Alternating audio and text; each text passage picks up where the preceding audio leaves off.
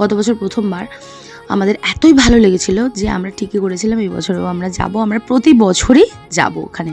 Exceptionally আমার এক বোন সোনালি মান্না দোলের 1 মাস আগে আমাকে ফোন করে এবং আমাকে বলে যে দিদি আমাদের ডাকঘরে একটা প্রোগ্রাম আছে, তুই কি করবি?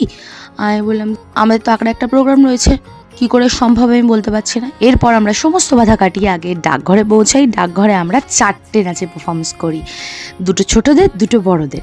তারপর আমরা অটো এবং টোটো করে চলে যাই সোজা আঁকড়ায় এবং আঁকড়ায় গিয়ে দেখি ওখানে র্যালি শেষ হয়ে গিয়েছে। এই খবরটা আমরা আগেই পেয়েছিলাম, ওখানে যারা গিয়েছিল আমরা চেনা জানা তাদের থেকে। আঁকড়া বসন্ত উৎসব প্রতি বছর শুরু হয় র্যালি দিয়ে।